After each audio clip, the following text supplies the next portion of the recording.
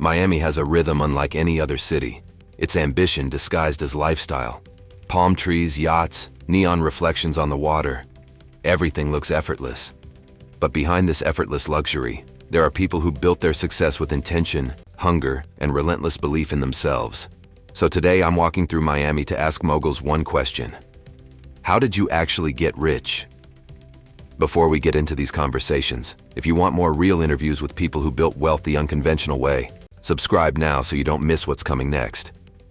The first mogul I meet steps off a boat anchored behind his waterfront home. I ask him, "Where did your financial journey really begin?" He laughs. "Far from this view. I grew up in a small apartment with no money, no connections, nothing. But I refused to stay there. My wealth began the moment I learned how to sell online." I ask him what he sold first. He replies, "Anything and everything. I didn't wait for the perfect idea.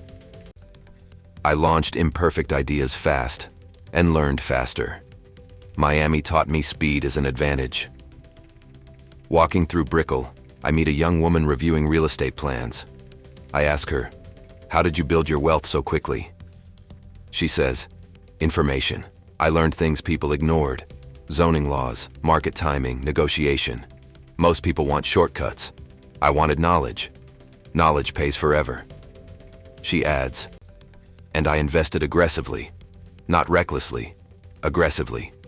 You can't tiptoe into wealth." As I move toward Wynwood, known for its creativity and energy, I meet another mogul, one who made millions through digital products. I ask him, "What separated you from everyone else online?" He answers, "I stayed visible. People can't buy from you if they don't know you exist. I showed my journey, my process, my failures, and that transparency built trust." He continues, "And once the trust was there, building income streams became easy." If these insights are shifting the way you see wealth, subscribe now. These are the kinds of conversations that change people's direction. Passing through South Beach, I sit with a mogul who built a massive e-commerce brand. I ask him, "What was the key to scaling so fast?" He answers confidently, "Systems.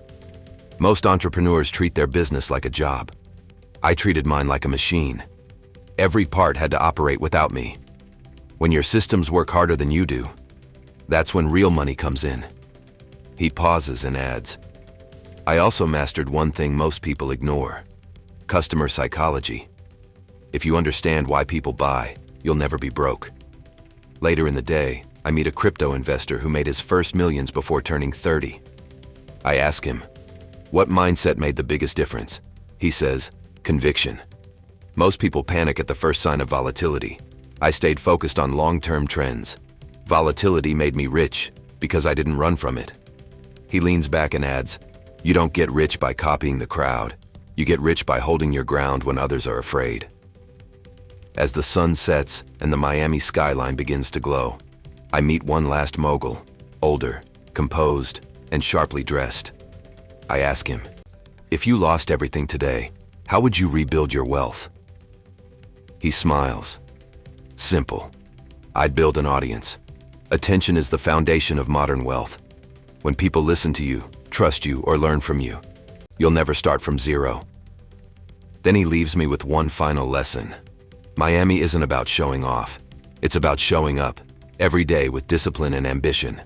Do that long enough, and the lifestyle eventually follows. Standing here, with the ocean breeze blowing and the city lights reflecting on the water, one truth becomes obvious. Wealth in Miami isn't built by luck.